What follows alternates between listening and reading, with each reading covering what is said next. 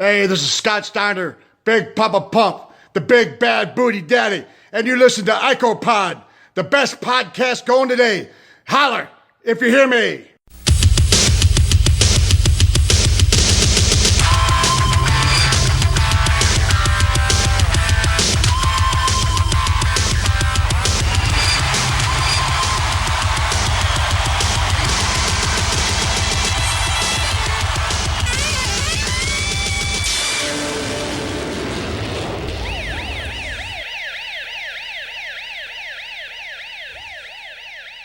And we're back with episode 110, the first episode of season 3 of ICOPOD. And as I mentioned last week, for most TV shows, when they get to the third season, they want to bring in a new character to spice things up. And our new character on this show has been known to spice some things up.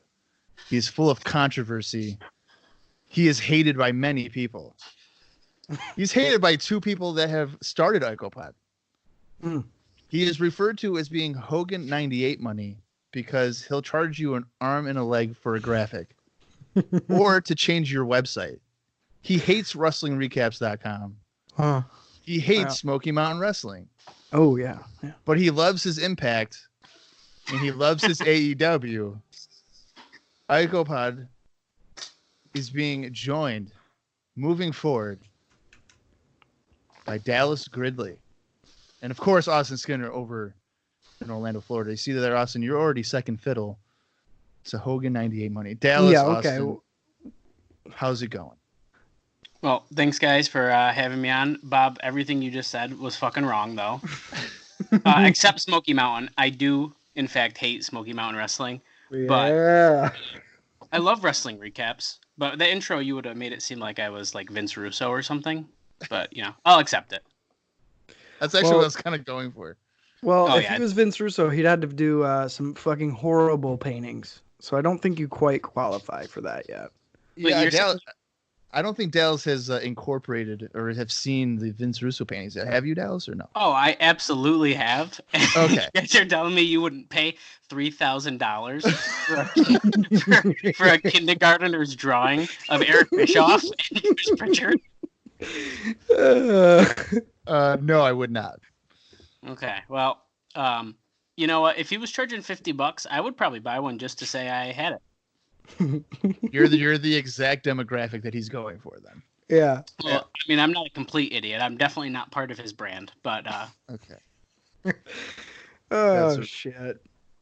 All right, so I guess we're just gonna kind of go out of order here before we get into the regular show. So, Dallas, you are not very knowledgeable, I guess you could say, for the 1995 era of the World Wrestling Federation. Is that correct to say? I mean, I would say that's probably pretty fair.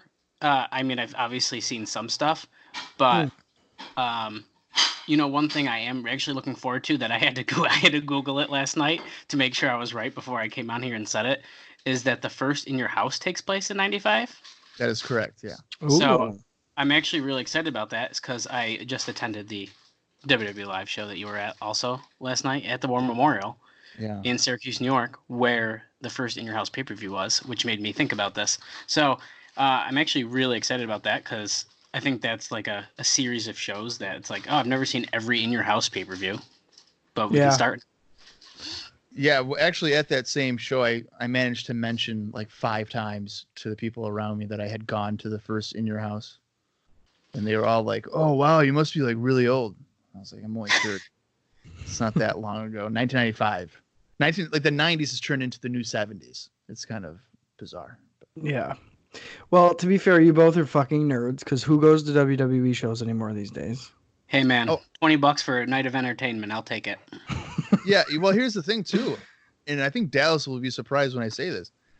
I would say the first hour and a half of the show was pretty good. I enjoyed it. The fuck? So, yeah. I swear to God. I can understand why you would say that. And I think the match quality, the first few were not bad. And you know what? I was entertained. But after that, we don't even have to get to the details. But, like, it turned to shit real fast. Yeah, but, right after intermission. Yeah, and I mean, I didn't mind that there was like even some like segments and stuff kind of pulled in there, which is kind of cool because they do that on TV anyway, you know. But as far as like, there's no star power. No, there really isn't. I would say it was probably one of the least attended house shows for Syracuse, which is surprising because Syracuse usually draws pretty good. Right. Yeah, I mean, I did think the house wasn't too bad. It definitely wasn't as full as some recent ones I've attended, though. Yeah, so. But in better news, we'll be at some better shows in a couple weeks. So. Yeah, AEW, of course. Yeah, well, hey, it's significantly better than anything going on in the WWE. So. Well, I ain't gonna argue that. Yeah. All right. So like I said with Austin last week, we were kind of maybe smarting Dallas up to a variety of different things, but it's probably just better off for him to witness it as we go along. So, in terms of like, I'm sure as we go through the shows, we'll explain, hey, this is what this guy's been up to. This is the angle going on. If it's deemed necessary. Right. To even kind of mention it to you. I'm not going to waste hours probably trying to explain to you directions that they've gone in and have you be like, what the hell does that even mean? Not only that, sounds good. Yeah, and not only that, I feel like it'll be maybe even a little bit more fun for Dallas to struggle along for the first couple of episodes. Yeah. Because we're in a very ask questions. tumultuous time in the WWF, so. Yeah, if you do have questions, you can obviously ask them, and we'll try to make sense. I was gonna do some homework and watch like even just last week's Raw. Yeah, don't do that. No, I didn't want to because you know what? Yeah. I was like, I'll fucking learn. Well, I'll get it as we go. It's not even that. It's really the television for probably the last 2.5 months has sucked. Dude, you would have quit, dude. Yeah. I do remember Bob telling me that Survivor Series was the worst show he's ever watched. So yeah, for sure. So yeah, that was a brutal one to watch. I can't even imagine if I had to take notes and then talk about it. I probably would have killed myself. Oh fuck yeah, man. Yeah. All right, so let's just get into our regular stuff here, and then we'll get into the first Raw of '95 and begin this long journey through arguably one of the worst years in WWF, but we'll come to that conclusion when we get to it. Observer notes: the Holiday Wish Tour, which started off in California, apparently was a complete flop. Shit, motherfucker. Well, here's the thing: they were running shows in areas that didn't carry their syndication shows. Oh my god! Nice. So like Anaheim and San Francisco, right. I guess they don't really get syndication, and that's unfortunate because for their angles, they're mostly developed on syndication. So if you don't care about, if you don't know anything that's going on, why would you go to the show? Right. There's already talk in the company that Diesel, who remember now has just recently won the WWF World Championship. They're saying that he's not the answer as champion because the houses just started, dude. I know, but the houses are kind of down. Like the B shows were struggling, or the A shows were drawing B show level attendance. Yeah, probably has nothing to do with the fact that he's wrestling Bob Backlund on those shows. But and what the fuck? I mean, and the whole thing is, dude. First of all, if they're not even promoting the syndication to the markets they're going to, fuck them for that. But the whole thing is, this shit just started, and like you said, he's feuding with Bob Backlund, who nobody gave a shit about last year. So let alone you're trying to usher in a new year. I mean, of course, you're going to start behind the 8 ball. I still have faith in Diesel, though. I think he's one of the most exciting guys that's on the show currently. So, well, I think like last week's interview kind of showed that he might be going a little bit bland. Yeah, that's probably fair. It was not a good showing last week. Yeah, Meltzer noted that he could see Bret Hart becoming the new Ric Flair in the sense of becoming like a 10-time champion, because similar to Flair, Bret seems to be pushed aside and then needed to recover right when business starts to go down. So Bret's kind of the reliable champion, the reliable backup. So we'll see how that continues on for Diesel and his title reign as we enter 95. The final Raw last week on December 26th got a 2.2 rating, and that featured a British Bulldog against Tatanka match. Now, Dallas, usually Raws are hovering around like a 2.7 to 2.931. So a 2.2, clearly nobody cares about the British Bulldog or Tatanka. That's been the lowest in a while. Yeah, that has for sure been. I think the lowest prior to this was like a 2.5. So. Yeah, I mean, you would have turned me off with Tatanka probably just alone. But. Oh, fucking great. So thank you, dude. Here's this guy now. Dallas, I don't know if you're aware of this, but when we first started this journey a couple of years ago, Austin was a very vocal hater of Tatanka, and then he slept up one time and said that he actually enjoyed Tatanka, which made him a fan. So now the goal here is for Dallas, you're going to become a fan of Tatanka. No, you won't. Yeah, Tatanka's best days are fucking behind him. Now, is Tatanka still... the last time I was with you guys, it was a while ago, but he was like doing like $1 million kind of gimmick, wasn't he, with like Ted and stuff? Right. Yep. So he is with the corporation. He is with Ted, Bam Bam, King Kong Bundy. I don't think Nikolai Volkov is a bunch of fucks. Yeah, that sounds real rough. Yeah, so he's still part of that group. Welcome to ICOPod, bitch. The last bit of news here is Kama, who has been getting some vignettes. I believe his first one aired last week. Yeah. It's being reported that he's expected to get a huge push with the hope of him making him a black superstar. Oh, no. So I don't know if Dallas is aware of what the Kama character is, but I won't divulge that until we actually see. Can he just be a superstar? Why do they have to put it that way? Well, that's how Meltzer took it. I don't know if that's exactly verbatim what the WWF. Well, yeah, that doesn't surprise me the way that Meltzer worded that, to be honest. Yeah. So house show notes is I'll go through. Dave Meltzer, I believe, went to this Cow Palace show, so he has like some notes here, and then I'll just read through it real quick. Okay. And then there's the USWA show, which I think Dallas, you had been part of that before. Possibly. I can't really remember though, to be honest with you.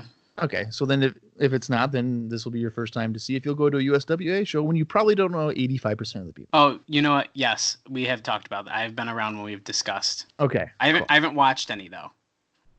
Yeah. Okay. All right. Yeah, that makes sense. All right. So here are the notes from the December 30th Cow Palace show. The first match saw the Smoking Guns defeat the Heavenly Bodies in 10 minutes and 12 seconds when Billy pinned Del Rey with a backslide.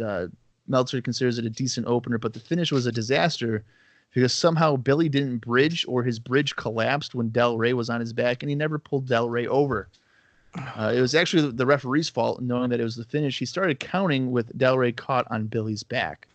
Just a total embarrassment of a finish, and he got 1.5 stars. The second match was Wink and Pink defeating Queasy and Sleazy in 7 minutes and 49 seconds. Dave considers it a match that served its purpose. At about the point the comedy started dragging, they went home. Watching a match like this after seeing AAA, it does make one seem like they are being transported back to the 70s. They got 1/4 star. Oof. The third match saw Bam Bam Bigelow pinning Adam Bomb with his feet on the ropes in 7 minutes and 50 seconds. He got 1.25 stars. Lex Luger fought Tatanka to a double countout in 8:54. And he says, actually, as a match, this was negative stars. Luger punched like a girl early, and after he got done with those, the match went to a bear hug with no heat until the dead double countout finish. However, the post-match had a lot of heat with Luger calling Tatanka back in and putting him in the torture rack. After the match, they continued to brawl. The post-match was the most heated stuff on the show.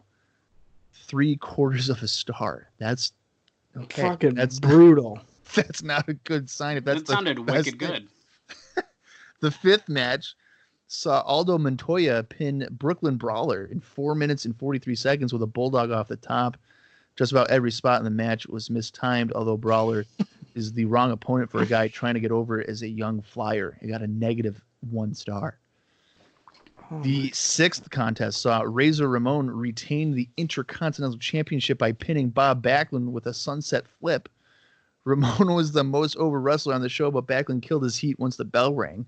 Shawn Michaels, who was at ringside, had to carry the heat for the entire match because nothing happened in the ring. Freddie Blassie was the guest ring announcer for the match.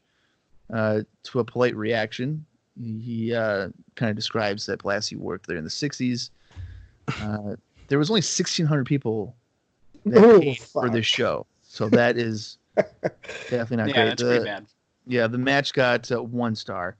The 7th match saw Davey Boy Smith pin Jim Neidhart with a schoolboy in 8 minutes and 23 seconds. The match was all rest holds, -2 stars.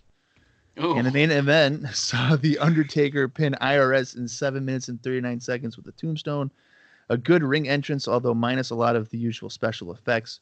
Match had a little heat and was typical Undertaker.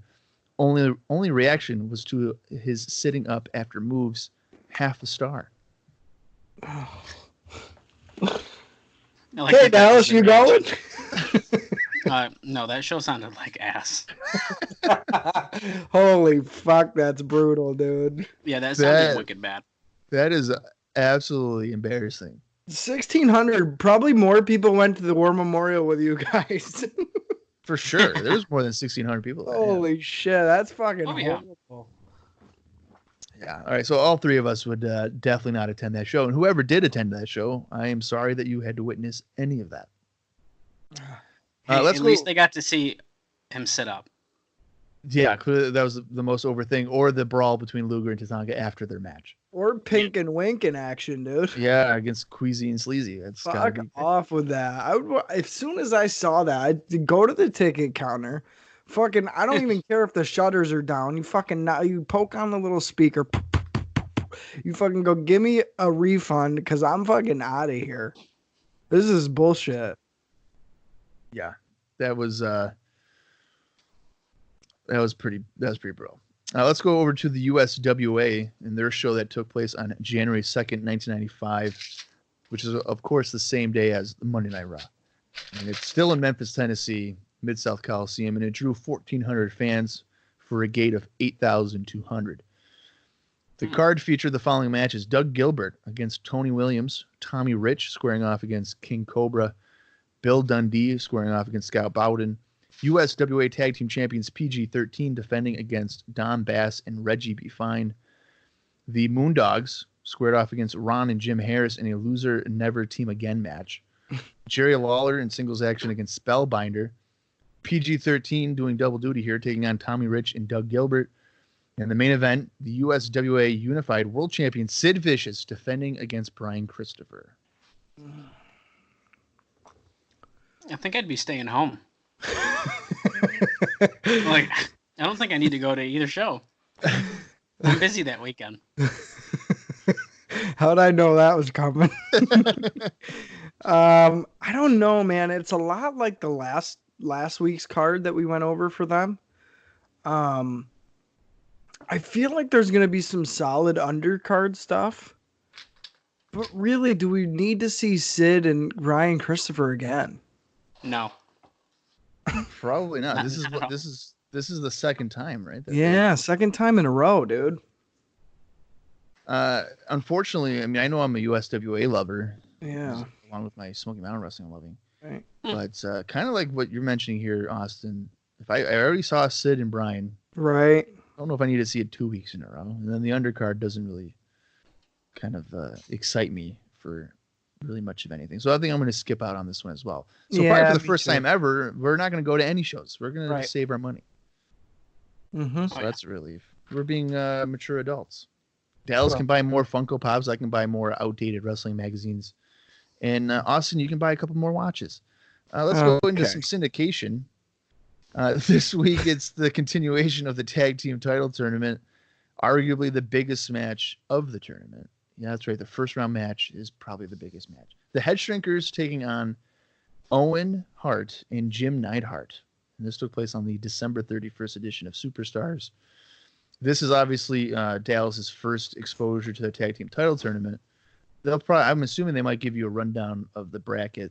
Yeah. But the teams that have already advanced were the Heavenly Bodies and someone else that I cannot remember.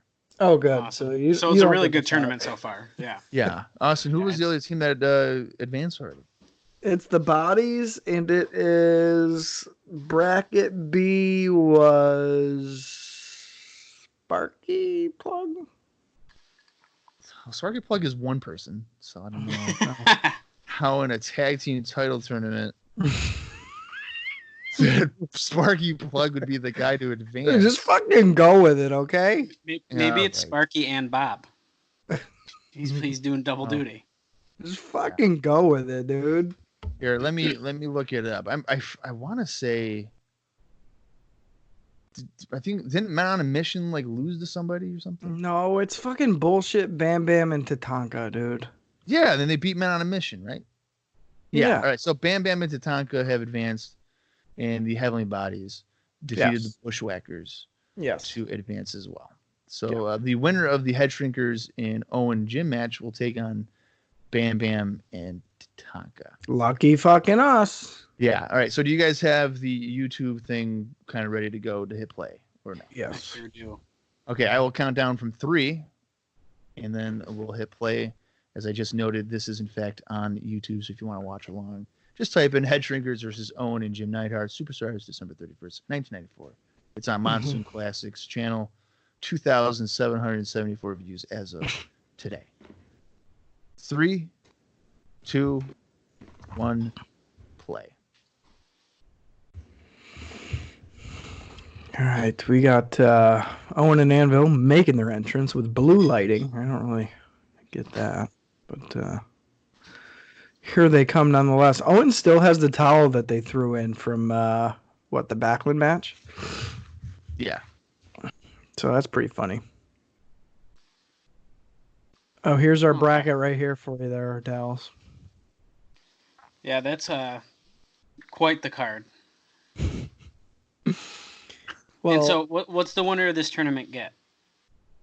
So at the Royal Rumble, we're crowning new tag team champions because Shawn Michaels and Diesel threw down the belts after Shawn Michaels accidentally super kicked Diesel. Oh. Yeah, the whole turn though between them was pretty sudden. There was like no issues. Yeah. And then one super kick caused them to hate each other forever. Right. Okay. Well, I'm super into that because Shawn Michaels is one of my all-time favorites, and I'm assuming we're gonna start to see the rise of some really good Shawn Michaels. Oh, great! So that just means that Dallas is gonna have a raging boner for all of 1995 and probably all of '96. So this is gonna be great. Oh yeah. Dude, fucking Yokozuna, okay? I'm kind of into this intro. This is pretty cool. Yeah, I like the intro it's a cool too. one. You guys are going to jump on the Sparky Plug bandwagon. I know that Austin already is, but Dallas, you're. I have out of my 10 toes, I got like 3 toes on the train. Are you serious? You're 30% in. Yeah, I mean, yeah, man, he's good, and he's like, come on, I need a little bit more. Yeah, I could do him more than I could Tatanka for sure. I can already tell you that. Oh, well, you guys hunted down a Sparky Plug Bob Holly race car. No. No, let me tell you the story. Yeah, tell us. One of those wrestling crates, right? I get it in the mail, and there is, in fact, a Sparky Plug race car model on it. Mm. Well, it was broken. So I fixed it, and I gave it to you, and then I got a new one.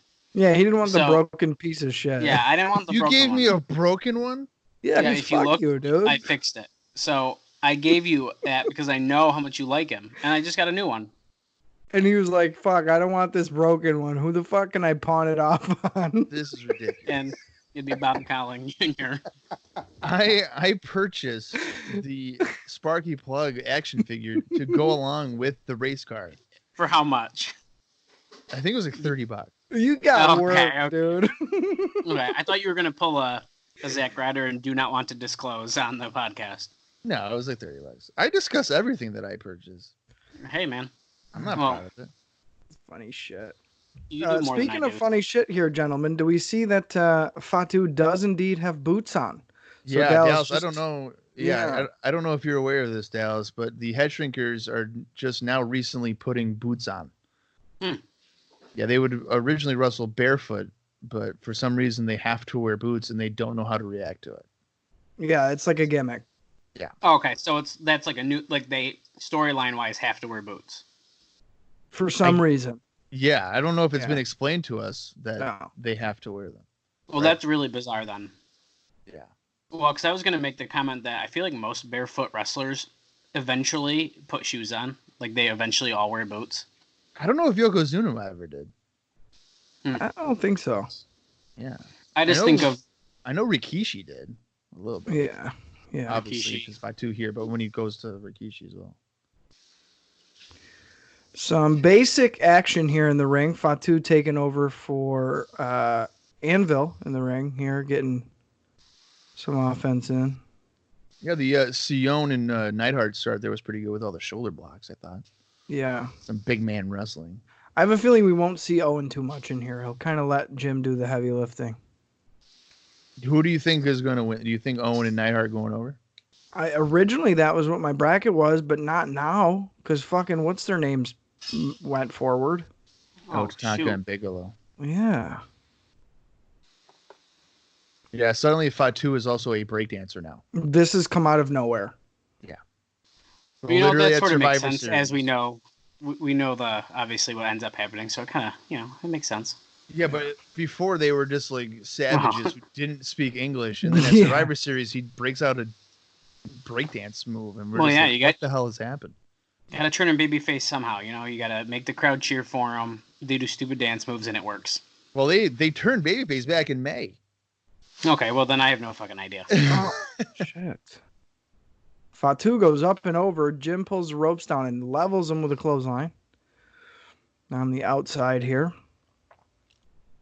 Sion gets back in the ring. The ref says, no, get your ass out there. Of course, coming back from commercial break here, we're getting double teams in the corner. It's a very awkward looking move as the ref has his back to the action. I really hope Jim Neidhart doesn't win a championship in 1995. Come on, he's getting to shine here, dude. No. Dallas, how do you feel about Jim Neidhart? I would say I'm pretty indifferent. like I don't think I dislike him, but I would not put him anywhere. I don't know on any list, but. Are you the type of person where now that he is deceased, that your opinion of him is more positive? No. Okay. That was a trend on Twitter where everybody was like, "Oh my God, Jim Neidhart was one of the greats wrestler." One of the greats. It's like we weren't saying that when he was alive. What the hell are we talking about? That's how it goes when any wrestler dies, or any person for that matter. But yeah.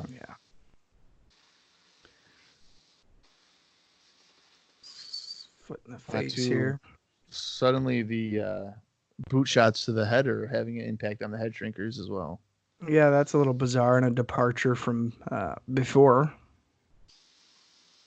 So again, this match like it's 1986. Yeah, I was gonna say again, Jim's in there. Owen kind of in and out. Well, we know who the star of the team is, clearly. Oh yeah, absolutely. Anvil. Oh, yeah, Neidhart, because he's the one doing all the business. I mean, he's so popular. He just got a new Walmart exclusive Mattel Elite figure. Everyone wants him because he's dead.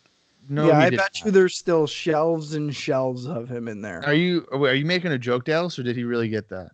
Oh, no, he actually did just get that. I have not seen it because our Walmart sucks and doesn't get any figures. But that is, in fact, and it actually is a nice figure, but it is brand new. God, the guy gets an exclusive figure. This is ridiculous. Yeah, it's a conversation for a different day about figures. I've been learning a lot. Yeah, you're about to drop $175 on the AEW ones. I spent over $200 on Series 1 and the authentic size ring already, so. Oh, excuse me. Yeah, get it right, Jagoff. Yeah. How dare I? All right, Owen's coming back in finally here. Let's see. What did he hit? Another drop kick? Yep, sure did. That was a nice missile drop kick. Tell me that's it. Sion better get in there, dude. How many times have we seen finishes where like Mabel is just looking on the apron as Mo's getting pinned, and he's just like, "What happened?" That's it. Yeah. What the fuck, man? Get in there. They're always just staring. Like, he'll kick out. Oh, wait a minute, he didn't. Oh fuck! I thought you were good, dude. Sorry. We'll be in the next tag team tournament. What the fuck, man? Yeah. All these matches should have happened on Raw, realistically. Well, you have to give a reason to tune into your syndication because clearly Raw is turning into the number one. Well, big DDT there by Owen. Fatu no self. if Jake Roberts saw that, he just did another line of cocaine because. Oh yeah, for sure. That it's probably just eating him alive to know that people are no selling the DDT. Oh, I thought you meant the cocaine was eating him alive. Well, probably that too, but. You see, owns into fucking beat somebody's ass, and these punches are horrible. I was just gonna say, I feel like he didn't even touch him once, but Neidhart was still acting like as if he got drilled. Oh fuck! He like I don't almost even know who this dude is. This is the Barbarian. Oh, okay. I guess I do know who he is then. Yeah.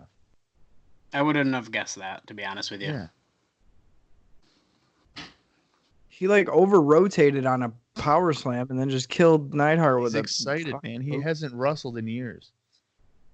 Yeah, he's been on the apron this whole time. Right. He's got people cheering for him for the first time in his career. There you go. There you go. Fucking, why do we still have Captain Lou out here? Oh man. He's literally not used to the on boots. He's slipping. God damn it. This is so stupid. Shoot, he's got to take them off. He's got to use his socks instead. Oh my god. He threw it at the ref, dude. This is ridiculous. Yeah, because that'll give you more traction. Fucking nylon socks. I know, on the ropes. There's no way. Fuck yeah. Owen pulls him down. Will we get a pin here, dude? No, is the ref's Neidhart distracted. about to steal this? Oh, the ref's distracted. Hit the heart attack. A heart attack. Here it is. God. That's got to be it. No ref, man. Come on, Kyoto. Or Jack Doan. What are you doing? Oh my god. This is bullshit. How slow. Sion's like, oh no. I don't want him to lose. Owen with a boot. Are you shitting me? He just And drilled. he sees him. Oh my god. No. Oh, that's garbage. Are you fucking kidding me? That's why they're moving forward. A fucking boot. God. Jim's like, what? Tell him, Brett. That was what a weak ass bunch of shit that was. Oh yeah, that was garbage. I think that makes the head shrinkers look like shit. Well, yeah, because they really didn't win the match. Yeah, why are they taking that victory? Yeah, that was kind of bizarre. So Smoking Guns Well Done is the final match of this tournament, which we'll be seeing next week, as long as it's on YouTube. Hopefully it's not on YouTube, because then we can just skip a Well Done match. That'd be fun. Yeah. I'm well done with that team. Yeah. All right, so what did you guys think of that syndication match? Well, my bracket's fucking busted as shit. It was done the first match in, so that sucks. Yeah, that is true. And that finish fucking blew. So I'm kind of pretty sour on the head shrinkers moving forward if that's the victory that gets them into the semifinals. Well, head shrinkers against Bam Bam and Tatanka could be good. Or a cluster. Yeah. Dales, what'd you think? I don't think that was the worst thing I've ever seen, but like, I definitely didn't like the ending. I thought that was garbage. Yeah,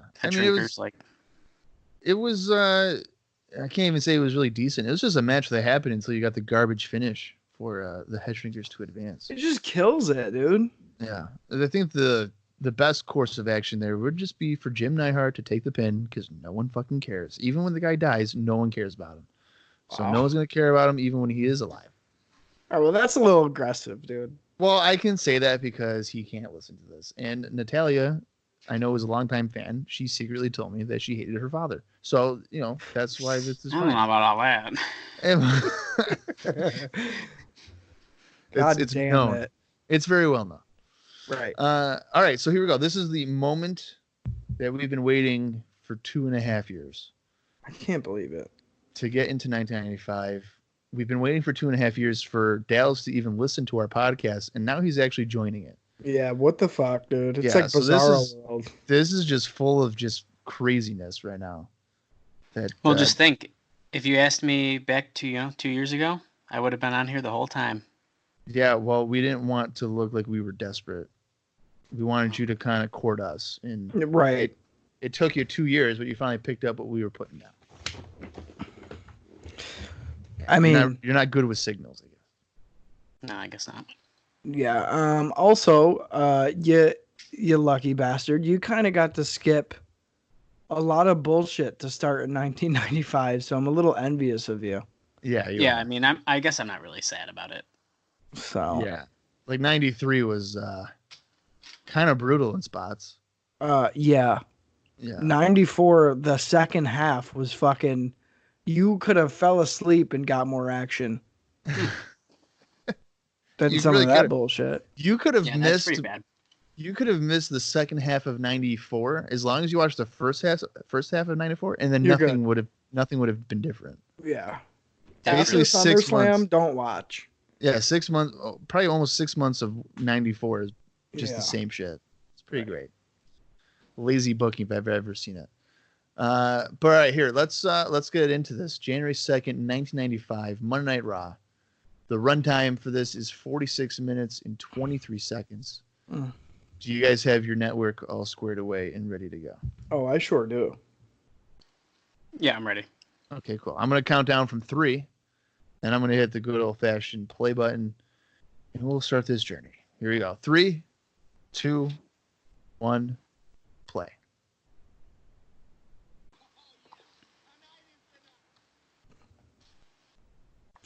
Someone who started with their fucking volume on. That was my iPad that would not turn off before that. I was like, oh shit, I can hear Jeff. This is cool. The fucking roadie, man. I'm excited to see him. Yeah, I like the roadie. So we start right into it here. Raw opening video. We get a pre-show promo from Jeff Jarrett, which we haven't really seen enough of him to, fully get behind a Intercontinental title match. So hopefully they're going to kind of ramp that up moving forward. Yeah, probably. Because tuning in for Gorilla Dallas Monsoon. Monsoon's on commentary. Jeff Jarrett will be facing Razor Ramon at the Royal Rumble for the Intercontinental title. Oh, yeah. So who's he filling in for? Sean? No, Or Vince? Gorilla's filling in for Vince, yeah. Oh boy. This ought to be good. Jeff Singing Jarrett's- debut. Oh, I can't wait for that. Good thing it's on fucking mute, dude. Sean is just hyping the night up here. Oh yeah, I forgot this was a featured match. Tatanka and Bam-Bam Luger, British Bulldog. Yeah, but that picture of Bulldog is so bad. I can't believe they're still using that. Yeah, not good. I would have to imagine that Bigelow and Tatanka are going to win this, considering they are in a tag team title tournament. Well, if they don't, that doesn't make any fucking sense. Really, yeah. And the team that they're facing has never tagged before. Right. This was announced last week, wasn't it, Bob? Yes, it was. Okay. I thought so. And mind you, WrestleMania 9, Bam Bam was threatening, I think around that time, Bam Bam and Shawn Michaels were making scalping jokes. Yeah. And now they're tagging together. So that's good. Yeah, Shawn Michaels threatened to scalp Tatanka leading into WrestleMania 9, and then He Bigelow, held up a scalp. Yeah. And then Bam Bam Bigelow technically did do that on a syndication show leading into SummerSlam 93. Right. Where's Bulldog here? Luger's getting destroyed. Oh, here he is.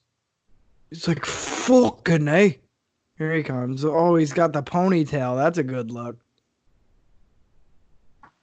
He's got his laying it in here. This is hilarious to me. I feel like Bulldog forgot that he had to wrestle again, so he come running out in a ponytail. He's fresh out of the shower. Didn't even get to dry off yet. Yeah. Tatanka bails out to the floor here. Bulldog taking over on Bigelow. I could get behind a Bigelow Bulldog altercation. Now, do you think that? Yeah, do you think Bulldog would win because Bigelow looks like he's wearing a full diaper, or what?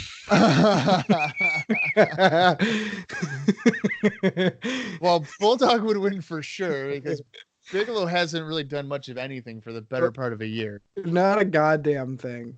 Yeah. Yeah, I haven't seen anything good from Bigelow ever, to be quite honest with you. So, Bob, you might have to enlighten me someday, but I mean, I haven't seen anything. Well, unfortunately, I don't think you will see anything good from him on ICOPOD at least. So No. That's fair. Well, I definitely moving didn't see anything good in 2001. no, yeah, that's like embarrassing, Bam Bam. Oh, dude, yeah, the fucking cutoff T-shirt, Yeah. Bigelow. Oh yeah. We shouldn't overlook the fact that just moments ago, Luger did a middle rope clothesline, Right. which is probably showing desperation for him to keep his job. As I say that, he just took Bigelow down to the mat and he didn't know how to keep a wrist lock on. Duh. So, just to get an early time check here, we're at 4 minutes 21 seconds into this episode of Raw. We're in the middle of a real rip snorter of a tag team match. Bigelow taking over on Luger here, whipping him into the corner. Luger gets out of the corner and hits a pussy ass close. staggering. Make that 2. Yeah, there you go, Tatanka. Help out your buddy, your best friend that tried to rip your scalp off. It's fine. A full diaper. That shit killed me, dude. Well, look at him. It fucking does look like that. But here's the thing: that's a 2-piece, right? Like those are pants that he has to fold over. Dude, yeah. He's doing a gut tuck. Why do all these guys, for the most part, have horrible gear? Yeah, I don't know. How's that bump there from Luger? This guy, Luger, is so bad. Yeah, he's not doing very well. Tatanka ain't looking great either. No, Dallas, he's very thick. Dallas, if you want to reach out to Luger on Twitter for me to see if he'll do an opener for ICOPOD, that'd be great. Why, did he block you? He didn't block me, but he's never really answered me. Okay, that's fair. And since he's a man of the faith, he should not ignore me. To be fair, he's probably still rolling to the computer.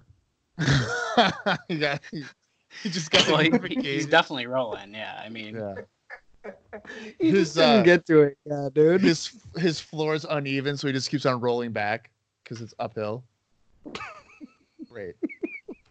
Here comes Tatanka with about 17 elbow drops. Hey, dude, what the fuck? He's like, I don't know moves. How did Tatanka get progressively worse? I don't know. Shawn Michaels get better. Shawn Michaels just said on commentary after the elbow drops, "That's a whole lot of Indian right there." What the hell does that mean? Oh my god. I don't know what that means. Yeah. We went to commercial. We come back, and Tatanka apparently hadn't moved for 3 minutes. Right. So that's a bad edit job. He just hit an overhand chop for a 2 count on everyone's favorite lesbian gym teacher, Lex Luger. Oh, shit.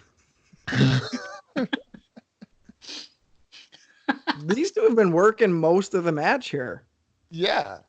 So remember, Bulldog forgot he's wrestling tonight, so he ain't prepared. He really isn't. He doesn't have elbow pads on. He still has his hair in a bun. Tatanka's exhausted. He's like, I've never worked more than 6 minutes in my life. What is going on? Now, do you guys think that Luger's tights could go up any higher without like hurting him? I don't know. It's pretty close. I mean, you're almost at tit level. Yeah.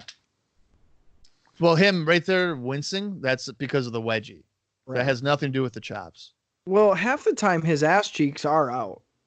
He's always has to readjust it. Yeah. Like, that's fine and all, but they literally look like they're supposed to be lower and that he just pulled them up wicked far.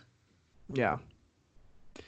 Tatanka just doing a back and forth here in the corner, whipping around Lex Luger, who's looking like a real fucking chump. Yeah. He's not looking very strong here. No. Bulldog's like tired out in the corner. He's tired from standing. Oh boy, here comes the bear hug of doom. Dave Meltzer's favorite move. Yeah. When's the last time somebody won with a bear hug? Anybody know? 1930. Well, that's a really great question. I'd like to know the last time a bear hug did something. I'll tell you. I know one time that a bear hug actually won something, and you guys might not even remember this. Brock Lesnar beat Hulk Hogan with a bear hug on SmackDown before. Yeah, because Hogan wouldn't take anything else. Well, yeah, he's not going to take an F5. No, he Hogan wouldn't took take an a F5. last call off the second rope either. He's not. He's not taking that. Wait, no, Hogan took an F5 from Brock. Did he? Yeah, he did. They keep showing it in the Ruthless Aggression pack. Oh, okay. I didn't know that. So shut up, Bob. I apologize. Why is this match going so goddamn long? I really don't know. And guess what? It's still fucking Lex and Tatanka in there. This is a singles match. This is not a tag team match. Oh, here comes Bam Bam. Finally, I spoke too soon. Here comes Bam Bam with the sweatpants, and he delivers a headbutt. I mean, I'll give him this. It looks comfortable. Seriously, that is something you buy at Target. Oh, your, like, dude, pajamas. At least. Yeah. Or like the thrift store that like some And kid There made you go. There you in go. like freaking home ec. Yeah, and they don't have adult sizes, so he just had to go with a child's 2X. Yeah. I like that everyone, like you mentioned earlier, has really shitty gear. Yeah. It's like we have two flag gears, fire, and then like poop brown, like Native American gear. Well, and the Yeah. thing too, and we've talked about this for several weeks, as Luger here power slams Bigelow for the first actual. He just got kneed in the face by Bam Bam rolling around. Tatanka hasn't changed his gear since he turned heel. Right. Like he should have dollar signs and stuff all over him. Or, Yeah, I think we talked about that the last time I was on with you guys. That it's like he wasn't like he's not doing the gimmick real good. Like he's just Tatanka still. Yeah, like Austin has said, he should come out in a suit and like a cigar and be like, "Oh, I own all this land now." But he's just Tatanka. Just shittier. Yeah, he's done nothing. I guess that's what happens when people start not liking you. Yeah. Yeah. Bulldog with a kind of a running power slam, more of a running drop or whatever. Yep. Yeah. DiBiase pulling Tatanka out for the save. This is going to lead to a brawl on the floor, it looks like.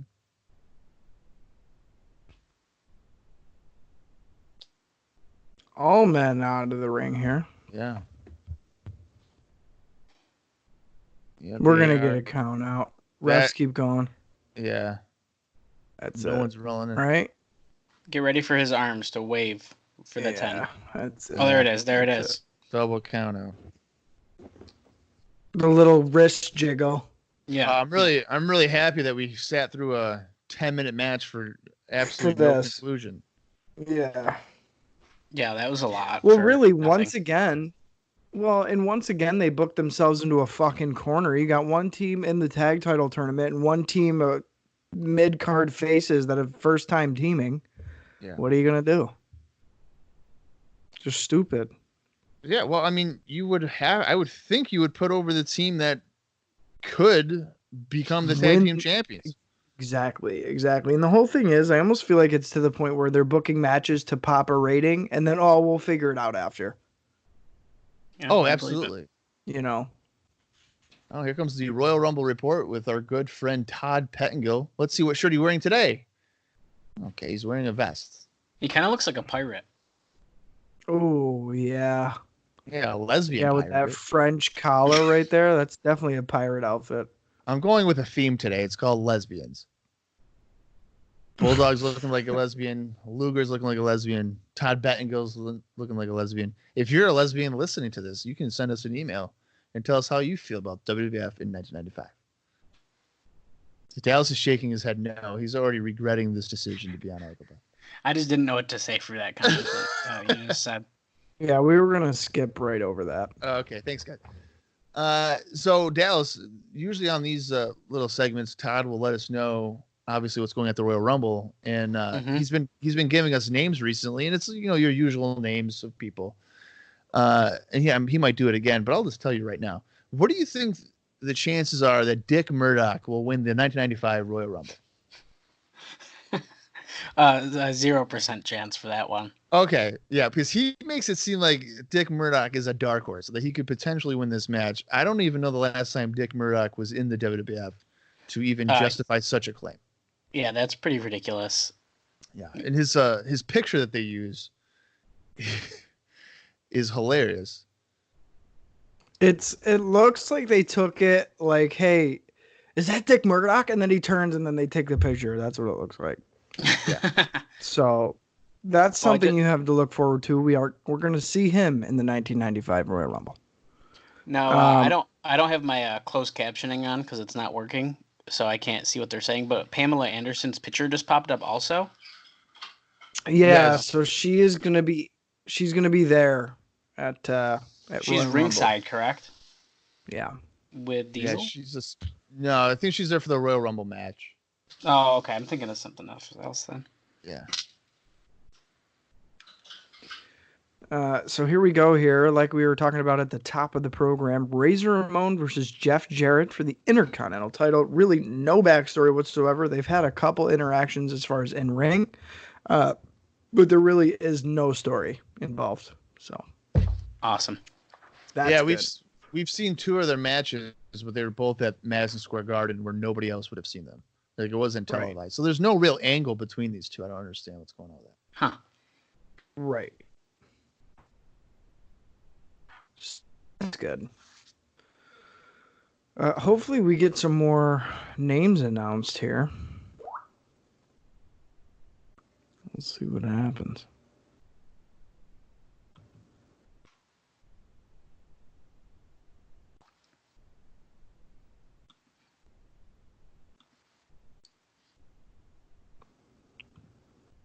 This is really exciting stuff, guys. Undertaker and IRS.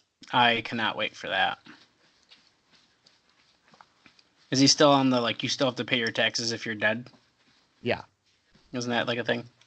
Yeah, it sure is. Are you a big IRS fan, Dallas? Not really. I think it's kind of cool that he's from Syracuse, but that's about it. I had a feeling you were going to say that. IRS is, I guess, Austin's favorite wrestler. Get the fuck out of here. Listen. No, you listen to me. No, I'm putting you on blast. I'm putting you on blast. Oops, Dallas. I think you interrupted me. Oops. I don't fucking care. Dallas, have you ever watched SummerSlam 1993? I mean, if I have, I couldn't tell you. All right, so this is what I want you to do. In the next week, I want you to go watch SummerSlam 1993, and I want you to report back your favorite match on that show. Okay, I will try my best. I will try to do that. And just to save you the time, dude, I'll tell you what the best fucking match was on the show. It was 1, 2, 3 Kid versus IRS. That was the best match of the show. How long was it? Maybe 5 minutes. Was it the best match on the card? You're goddamn right it was. No, can I also just say that Bob still just takes it up the tailpipe when I bring it up because he knows deep down in his heart of hearts that it's fucking true. Yeah. No, I think that's really awesome. So I will definitely. Now I feel like I have to at least watch that match. Yeah, because it's the best. All right, watch the match and let us know how you think about it. Oh my God! That picture of Dick Murdoch. Holy shit! The dumpster. Okay, so I just want to say sad. This is going on way too long. Oh, dude, yeah, it's like fucking 20 minutes. Yeah. Now, are we still during the time when they would just kind of tell you every single person who's in the Royal Rumble? Pretty much, yeah. Right. So, like, the first week he did 10. The next week he did 10. I don't know if he's doing another, 10 now or something. But we had known about maybe... Oh, here we go. Oh, 1, 2, 3 Kid we knew about. Yeah, we knew about the... Sparky plug. Oh, Butch and Luke. God. We know who the winner is going to be. Fucking Luke. The winner is going to be the fans, since the Bushwhackers are in the Royal Rumble. The winner is us. Hey, Todd, wrap it up. Yeah, Todd is basically just saying that the remaining people for the Royal Rumble depend on the guys that get eliminated in the tag team title tournament. So basically, we'll see potentially Billy and Bart or Timothy Well and Stephen Dunn. I really like how realistically Todd Pettengill has more camera and screen time than our WWF champion. Oh, well, yeah, for sure. So that's pretty cool. Oh, boy, the roadie's setting up the mic, dude. Here it is. That's awesome. Well, he doesn't have a pop filter. Why is that? No, of course not. He's not a professional. Of course not. The roadie's a great Oh, my God. Duke Drosy. Wow, it's been a while. It's been several months. Yeah. Here we go. What is the roadie doing here while Duke's coming out? He's staying down so the fans can see him. Yeah, he's hiding so that Drosy doesn't see him. And Drosy has really bad peripheral vision, so he didn't see Rhodey at all. Right. Actually, I thought that was like hilarious because that's really what they do at like real shows, like concerts. Yeah. We'll set it up and then they'll crouch around. Like that was pretty funny. I like that. Yeah, that's what he made his debut when Jeff Jarrett fought British Bulldog a couple weeks going around. That's what he was doing. He was kneeling at ringside. That way, no one could really see him. Or, so he's real fresh. Like he's real. Yeah. He's only a couple weeks at this point. Oh, that's pretty cool. Okay, and he's killing it. I mean, he's literally it's perfect. Yeah. So. Like he understands the gimmick and he's working it very well. Right. WWF Raw, the video game. Really pushing for this. Yeah, it looks exactly like the Royal Rumble game that I have. Yeah, dude, of course it does. Mike Bell in the ring. Yeah, Mike Bell. He's one of We've seen him. Yeah, he's one of the focus points of that Bigger, Stronger, Faster documentary that you might have seen on Netflix or something. I don't know if I have. Is that a wrestling related one? It is. It's actually about wrestling and steroids. Mr. Mike Bell was convinced. Yeah, Mike Bell was convinced, even towards the end of his life, that he would get a shot to be a major star for the WWF. He was literally getting bigger and stronger, not so much faster, but he was getting bigger. Sending promo tapes to the WWF and got rejected a lot. Well. And his greatest fame here is obviously being an enhancement guy. He had a couple of shots with ECW, but was an enhancement guy as well for them. Interesting. Yeah. We haven't seen Duke Drosy in quite a long time. He came in with and he came in with a little bit of steam too. So it's really weird that we haven't seen him. He just killed him with that fucking power slam there. Yeah. And it looks like he cut his hair like a lot. Yeah, it's not good. It doesn't look good at all. No. See, so I haven't really seen much of him, but his picture when they were showing that he was going to be in action looked like he had wicked short hair. So the long hair is kind of surprising me. Well, this is not long. Long for him was like middle of his back. Yeah, It was like Adam Bomb length. Yeah. So he like just recently must have cut his hair. Well, he just won the match with the trash compactor or whatever thing. What is this? I don't know. We're on is this the Undertaker biker? Oh, it's Kama. Why is he on a motorcycle? I don't know, because you're a badass if you have a motorcycle. Yeah, he's tough. Yeah, it's got to be that. Look at him. Well, if you're trying to make a black superstars don't ride on Harleys.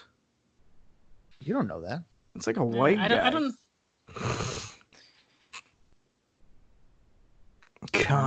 Coming soon. Coming soon to WWF. That's a really weird package. So just to give you an idea here on Kama Dallas, he is a UFC fighter. Who's kind of the feel they're going for. The feel they're going for.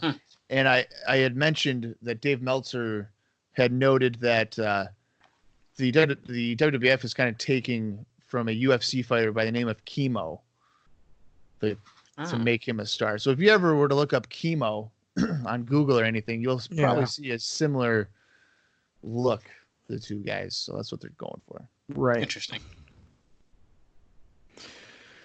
We're just getting a recap here of the tag title tournament. Of course, the match we had just watched, I should say. They were kind of breaking that down a little bit. And now we are at King's Court. Mine and Bob's arguably our favorite segment that they do. Yeah. Just because notoriously they are fucking awful. Yeah. So we really like them. Yeah. Jerry the King Lawler has once referred to Diesel as Big Cool Daddy. So that was terrific. Literally one of the first times they were using that nickname. That's what he said to him. I want to say it was like the debut of the nickname. Yeah. And then Diesel was like, yes, Big Daddy, cool. And Lawler's face is just like, shit. I didn't say that right at all. Right. That's awesome. Yeah. It was pretty embarrassing. Now, well, here comes Owen Hart. I don't see Jim with him. Fucking thank God. Yeah. He must be talking some smack here about Brett or something, I'm assuming. Because he's got the towel. So Owen here is kind of really taken a back seat as far as main event goes, which really, really sucks because I would say at least 40, if not 50% of 1994 was all about Owen Hart main event heel scene. So that's really, really been kind of a bummer for me personally, because of course I am a big Owen Hart fan. So hopefully in 1995 we're able to turn things around a little bit here and kind of get back to where we need to be. So we'll see. And if well, I was going to say, Bob, if we recall last week, Brett was kind of throwing some shots out at Owen. So yeah, it looks like there's going to be a continuation of it because he was like, I'm not done with Owen since he screwed me out of the championship. But Dallas, are you a big Owen fan or no? So it's hard to say. Like, I definitely enjoy his matches, but like I wouldn't say I go out of my way to watch Owen Hart matches. But I definitely respect him and his work and stuff, and not just because he died. Right.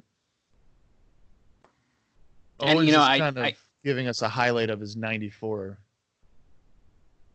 Which is kind of probably few and far between. I mean, he was the king of the ring, but he did beat his brother at WrestleMania. Yeah. King of the ring. And then Brett losing the championship. Yeah. He's taking all the credit for Brett losing the strap here.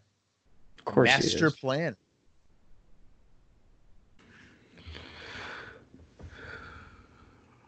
Oh, you're hurting. He's mocking the chicken wing, which is pretty funny. I think we can all agree that Brett is the superior brother as far as like pretty much everything. He's more of a well-rounded. I mean, I would give Owen maybe the edge in the ring sometimes, but as far as like promo and character, I'd say Brett knows more who Brett is than Owen knows who Owen is, probably. I think I'd give Owen the promos. I was gonna say I would give Owen the promos. I think sometimes Brett's come off like awkward to me. Yeah. Yeah, I think Brett did really good when he turned heel eventually. Yeah, I agree with that. Because I think that fit him more. Well, I think maybe that's more so what I was thinking. It's just, and really with both Harts, they're both very repetitive. You know, once they blow through the material, that's kind of all they stick to. Yeah.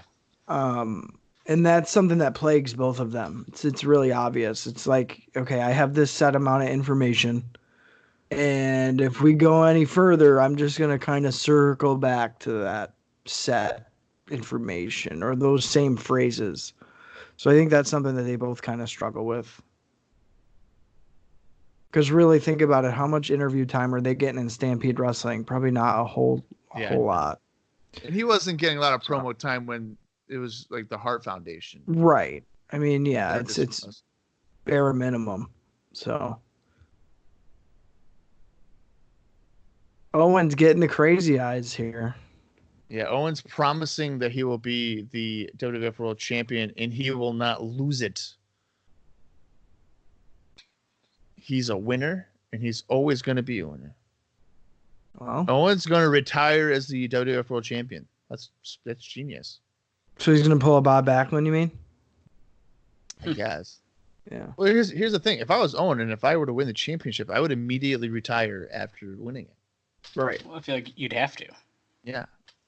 Because like, why risk it? Why risk losing it to Duke Drosy on Wrestling Challenge?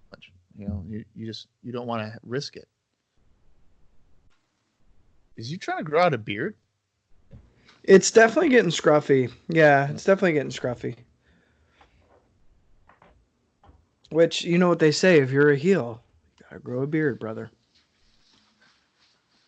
Owen's promising to win the Royal Rumble, too. Well, that could happen. Well, you know what? Maybe he should win the Royal Rumble because he can continue his trend of royalty. Right? King of the Ring, Royal Rumble. He's got a lot to live up to. Yeah, well, and it would kind of make sense because the way they left WrestleMania 10 at the end, how appropriate would it be for Owen to go on, win the Royal Rumble, and face his brother Brett for the championship next WrestleMania at 11? Yeah. That makes total sense to me. Yeah. We got Sean and Gorilla here. They're definitely using a green screen. Oh, God. It couldn't be more fucking obvious. Yeah. I actually recently listened to Cornette's podcast, and he was talking about how silly he thought that they would have to literally go in and do live Raw commentary over taped shows. Yeah. And his whole argument was like, well, why can't we just go in at 3 p.m, record the audio, and just go from there? And Vince's argument always was that, oh, something might happen that we would need to talk about pop culture wise between 3 and 9. Oh, so like there might be breaking news in that a couple of hours. So we need to be on the cutting edge of live entertainment. And Cornette always thought that was so stupid. Yeah. Yeah, that's really crazy. So I don't know if I knew that they were doing that. I didn't know that either. Yeah, really weird. So next week's the anniversary show, and it's going to be Razor against Owen Hart for the IC strap. I'm down with that. Yeah. Here comes Jeff Jarrett. With some new gear. Yeah, it looks like he's got like new glasses too or something. Yeah. Wait, what was that guy's name? It was Buck like Quarantine or some weird shit like that. Quartermain. Buck Quartermain. Quartermain. Yeah. It was so fast I couldn't even read it. He looks like he's weighing about $1 at this point, if he's lucky. I love that Jarrett pushes. He said, "Get out of the way." He like pushes his hands. Yeah. He's got the strobe effect going. Not the light up glasses or light up hat this time around, but he's got the like sparkled. It looks pretty cool. His gear is covered in like tinsel.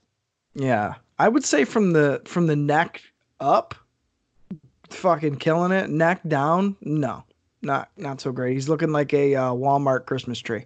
Yeah, we do got a little bit of lights on the glasses and the hat. Yeah, it does. Yeah, I just saw that. Very little. It just looks like it's like shining sequins in the lights. Oh yeah.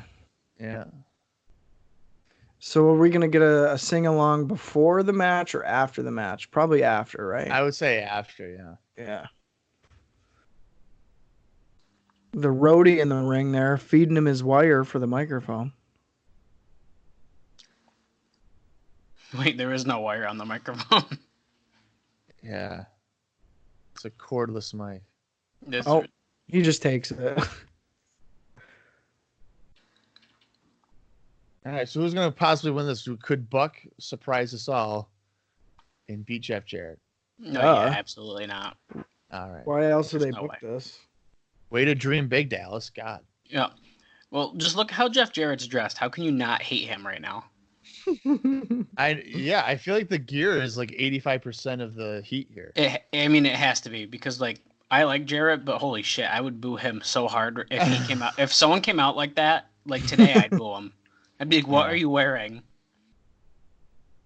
Yeah, it's pretty bad. I guess that was the idea, I guess. I mean, the hat and the glasses, too. He just looks so ridiculous. Yeah, he really does. Well, he's got the towel from the roadie there. We'll give everybody a time check here. We're at 32 minutes, 18, 19, 20 seconds. We're deep into this Monday Night Raw. Jarrett laying the boots in on this young whippersnapper, literally looking like he weighs about 96 pounds.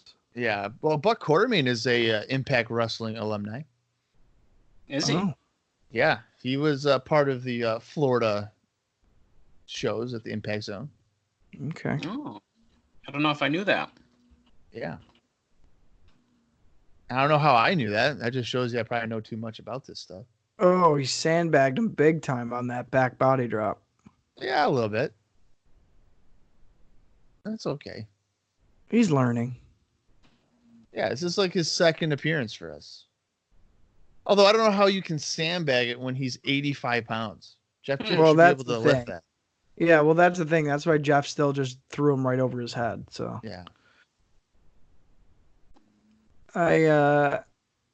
If you notice, Rhodey he's like barely. He'll move if he notes the hard cam is on him. He'll move to the other side and kind of crouch. Yeah. To like not be on camera. Which in professional wrestling is hilarious because they crave the camera. Right. Yeah, I'm kind of like really digging the roadie gimmick right now. I don't know if I knew it was like this intense as much as like him just being with him. So he's just living it, man. He's like, okay, if that's what you want me to be, I'm gonna be the best fucking roadie that I can. Yeah, no, it's pretty awesome.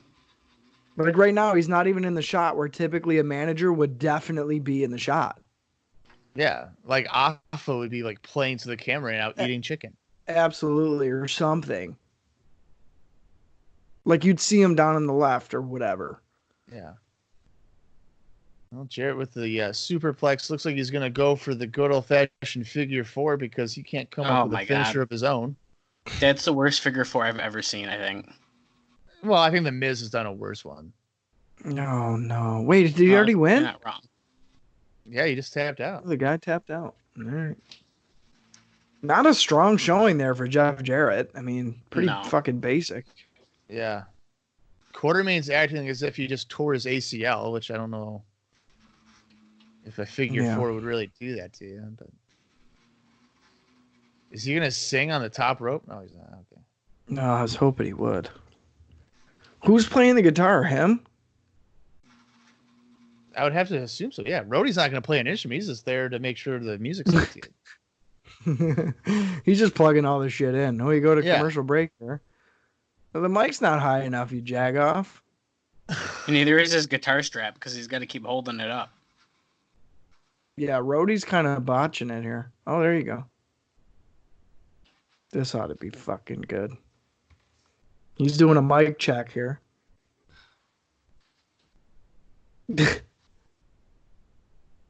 Are you shitting me?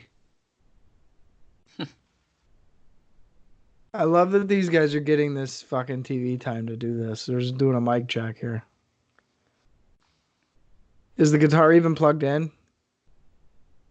I don't think so, but he's just saying check, check, check. He's not going to sing here, is he? No, he's probably bullshitting it. Rhodey's like, God damn it, Jeff. I just fucking fixed this thing here. That doesn't even look like a guitar that Jeff would be using. No, it's not. No, it doesn't say country music. Oh, my God. Oh, he fucking knocked it over. The jackass. It's his first concert. No, he's a famous country fucking music singer. He's done this shit before. Got the long sideburns and my hair slicked back. Coming to your town in the green Cadillac. So they turned the lights down, huh? Yeah. So you can't even see him. Okay. Look Shawn at the Michaels roadie. is defending him the entire There's time. the roadie shining the fucking flashlight on him. That's funny. Yeah, what's Sean saying about this? Sean is just saying, like, you're going to hear from Jarrett's people. The lights are like, you do that at every concert. Like, we know this. His feet are already tapping because he's anticipation for the music that hasn't even started. Jesus Christ. Gorilla's probably pissed. They're still fucking buying time here. He's still bitching about the mic. Yeah, well, the microphone now has feedback coming off of it. Well, the conditions are not ideal here. No. Please tell me this is how we're closing out Raw. With this fucking bullshit. Way. Oh. There's still 9 minutes. So they're blaming it on Razor orchestrating this. That's a fucking stretch. They're just leaving the ring here. Yeah, could you imagine Razor Ramon's is sticking his toothpick in like all the electrical backstage? Yeah. Hey, yo, plug this in, Chico. What is that little jug of water he's got?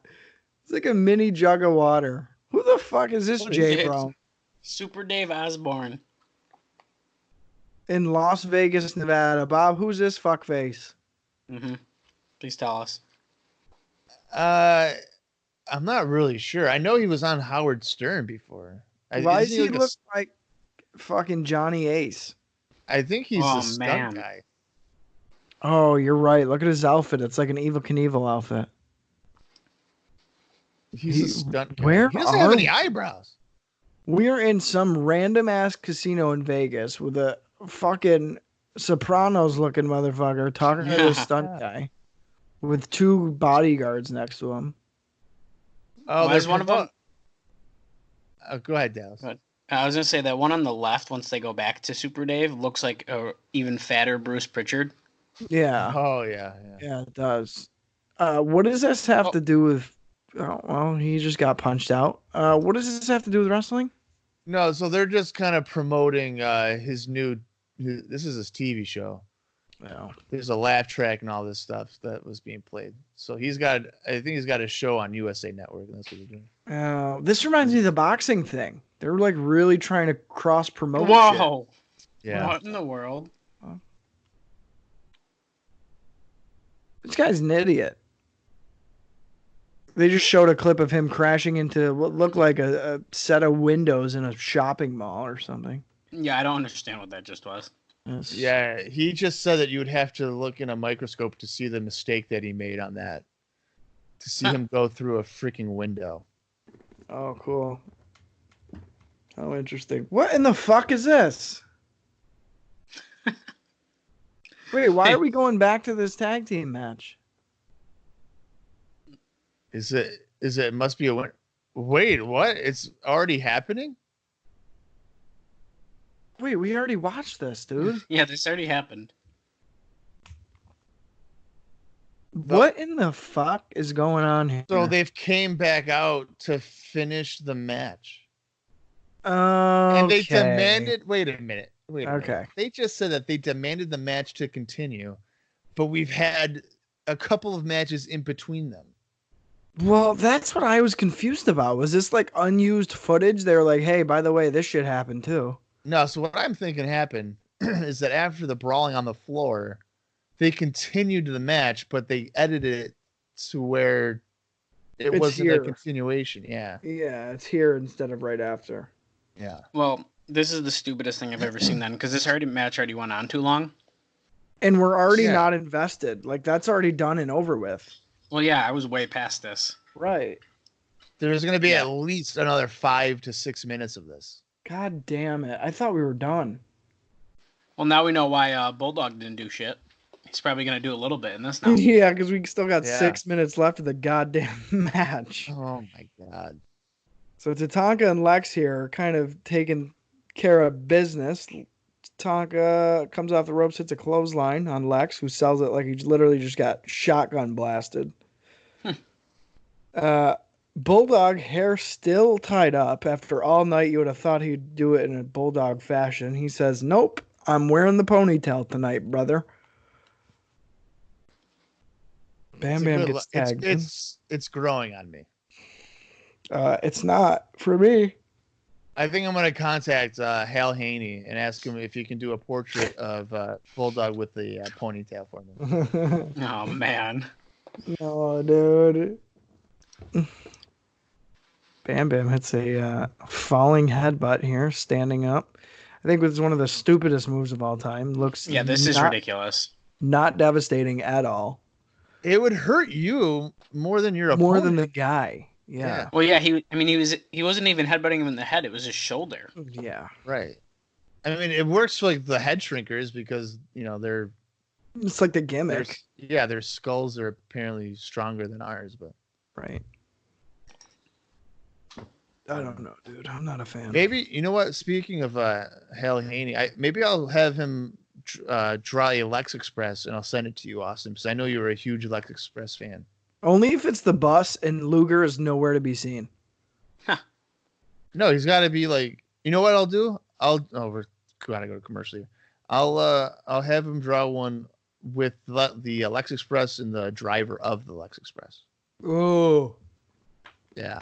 I have a Lex Express button. Oh, of course you do. Yeah, so suck it, Bob. I wonder where the actual bus is. Fucking in a scrapyard somewhere, probably painted over. Yeah, it's probably long gone at this point. I was thinking of reaching out to Hal Haney to do a James Bond villains piece.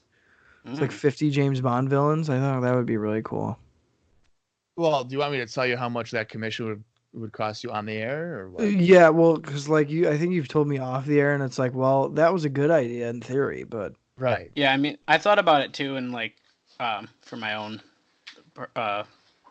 likes, but I just need to save up a little bit. But I think it'd totally be worth it. Yeah, I mean, I have no problem paying $30 for the a prints. reprint. Yeah. Right. And like more credit to the guy for his amazing ability, but I can't justify adding another 0 Right. to that 30. Right. Hey, that's how art works, man. Hogan I 98, know. brother. Of course. I'm not knocking it. I'm just saying, like, I can't justify doing that. Right. And mind you, this is coming from the guy who we've talked about before, who wouldn't meet Hogan for $10. Oh yeah, So which is the most ridiculous thing I've ever heard in my entire life. $10. Well, you know what's more ridiculous is Bulldog's attempted drop kicks right there. That was not great. Dude, you liked it. That's why you brought it up. Not really. Okay, Why you brought it up? Clothesline. Luger just clothesline Bigelow to the floor. And Holy shit. Tell me they just won. They did. They just beat your potential tag team champions. There you go, dude. on a collision. Yep. If you don't like it, suck it. Oh my god. Yep. Yep. If you don't like me, bite me. And Bulldog's got the Michael Jackson ponytail too, so suck it. Now he took the hair out. He just took it out. Ooh, Yeah, Ted's after the pissed, dude. Ted's yelling at his guys here. I would be pissed too. Yeah, because every time he puts them in a match, they fucking lose. Well, wait a minute. He's yelling at Bigelow. Oh. He's yelling at Bigelow because he never changed his diaper. They had to go back out there. We're about to go off the air here. This is our finish. This is the end of our Raw here. Bigelow getting punked out. Yeah, they're singling Bam Bam out in this one. Well, if I was Bam Bam, I would just coconuts them and just hit them in the head with each other. But wait a minute. Bam Bam isn't even the one that got pinned. Well, they're overlooking it. They're overlooking it. Oh, no. Tuxedo match next week. Finkel versus Whippleman. This my God. building to? Sign me up for that. God damn it. Oh, boy. We're getting a pose down, dude. Okay. Jesus Christ. Well, I don't know if I got much to say about that. All right, Come on, dude. That shit was good, dude. That's that wraps up the first Raw of 1995. Well, if that's any indication of how this is going to go, we've made a horrible decision, and I'm sorry, Dallas, for dragging you into this. Yeah, I would say that's not really a great show to start off the new year. No, absolutely not. Well, again, just consider yourself lucky because literally the last 3 months have been fucking brutal to get through. I at least thought that show went quick, if nothing else. Yeah, I guess so. Yeah, it went quicker than most. So I'm just glad that we got to see that rematch at the end of the show from the match that we thought went on too long at the beginning of the show. Yeah, dude, me too. I'm so fucking happy. For a 45-minute show, it took up about 22 minutes. That's great. Yeah. I got to be honest, I'm really looking forward to the Jeff Jarrett, Razor Ramon stuff, almost exclusively because of the roadie. Yeah, I like him a lot. So that's a little concerning, seeing as the roadie has literally nothing to do with anything. Owen kind of maybe pursuing one of his top spots, hopefully making his way back, or at least keeping his hat in the fight there. I don't know. We'll kind of see what happens with that, I guess. And as far as the tag tournament goes, pretty embarrassing that you have, one of your potential winners losing to a team that's never tagged before. A little concerning. Hopefully they don't even make it to the finals. I wouldn't think they would after that, but who knows? Yeah. Yeah, maybe that was just a little bit of foreshadowing, so they make you know that they're not gonna go very far. And the whole thing is, dude, if you're gonna do that, why don't you put Bulldog and Lex in the tag title tournament? Well, yeah, right. I don't think that makes sense because, like, if you look at the teams that were in there, like, it's kind of garbage. Yeah. Like, they could have just teamed together Bulldog and Luger, yeah. Yeah. Yeah, you should have just put Luger and Bulldog in there and then have them just win the tag titles. Right. And maybe even have that your finals. Have fucking Bam-Bam, Tatanka, Lex, Bulldog your finals. Yeah, and then we would have got a shitty 20-minute match at the Royal Rumble. That would have been great. Well, but you know what? At least they would have tried to build it to something instead of, oh, here you go. Oh, double count out. Oh, you didn't like that? Well, guess what? Here's fucking part 2 at the end of the show. Yep. Right. Well, at least there's some silver lining in this, and that we're 2 weeks away, really, from the Rumble. The Royal Rumble. We have next week, January 9th, and then the 16th, and then we're right there. Right. So in very short order, Dallas will be watching his first ICOPOD pay-per-view, being the Royal Rumble. And the Royal Rumble is probably one of my favorite ones. I always do enjoy watching the Royal Rumble match. Yeah, I totally agree. It's probably, I even would rank it higher than WrestleMania sometimes, just because, like, I don't know. There's something about the Royal Rumble match where even still to this day, dude, like, for example, I haven't watched WWE in probably 3 years. I put the fucking Royal Rumble on. There's something about it. It's just, I don't know. It's exciting. It's unpredictable. You never really know who's going to win. Right. Although there are years when it's, pretty predictable. You know who's going to win. Oh yeah. Like this year, I don't think anybody really thought Edge would be coming back. Right. No, it was crazy. Yeah, stuff like that's pretty cool. But what wasn't cool was this first episode of Raw. Hopefully next week they can kind of redeem themselves. I believe next week is live. Okay. So that should change it up. And I think we're also going to see a different kind of presentation, but I don't want to spoil anything too much. I'll just say this. I think we're out of like high school gyms. Oh. Okay. Nice change of pace. Because Dallas, I don't know if you're aware of this, but probably starting like February of '94, it was pretty exclusively hotel resorts or a high school gym. Yeah, right. Huh. That's what it looked like, at least. Meanwhile, like on Superstars, they'd be in stadiums. 6,000 seat arenas. Like it was just weird. Oh, yeah, that's really crazy. Yeah. But yeah, so that's where we're at right now. Dallas, I hope you enjoyed it for the first time. The first of many. Oh yeah, I mean, it was a great time. It was definitely better than that one bonus episode I joined you guys on. What was it? Beach Blast 93 or something. Yeah. That was bad. So comparatively, not too bad. I've seen worse, and I like Jarrett, so right. And that caught my attention. Yeah, and the difference here is that you're going to be here every week, so you're going to grow emotional attachments. Right. Oh yeah, a variety. Absolutely. You're going to be like, oh my God, I can't believe this guy lost this match 25 years ago. This is ridiculous. And it's going to just irk you for weeks. Right. I'm just hoping for some twists and turns that are just going to blow my mind. Oh, you'll get them. Yeah. I mean, you missed out on seeing Virgil do springboard somersault dives to the floor. Literally Rey Mysterio moves. Yeah, that's a regret. We should have had John for that. Man. Yeah. Yeah, that sounds pretty good. Yeah, we missed the sauce, baby. That's right. Get that Olive Garden gift card. Yeah, get that meat sauce. Yeah. All right. Do you guys have anything else here for episode 110? Or are we all set to put 1995, the first Raw, in the books? Anything, new guy? No, I don't think I got anything else right now. All right, cool. Yeah, I would say that pretty much puts it in the bag. Definitely middle of the road episode this week. I would say better than last week, but not by a mile, maybe by a couple of inches.